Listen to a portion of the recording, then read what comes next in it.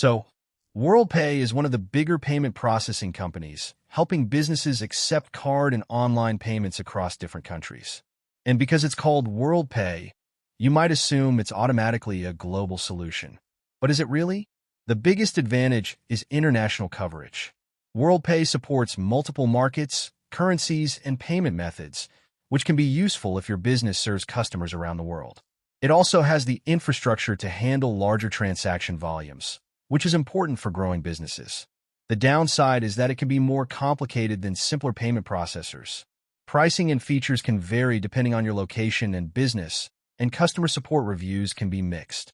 So, you really need to check the specific terms available in your country. So, is Worldpay truly international? Yes, it genuinely supports businesses operating across multiple countries. But that doesn't mean it's the best option for everyone. For larger businesses needing global payment infrastructure, Worldpay could be worth considering. For smaller businesses, I'd compare pricing, supported countries, payment methods, and alternatives before signing up. Thanks for watching. Don't forget to like and subscribe for more videos.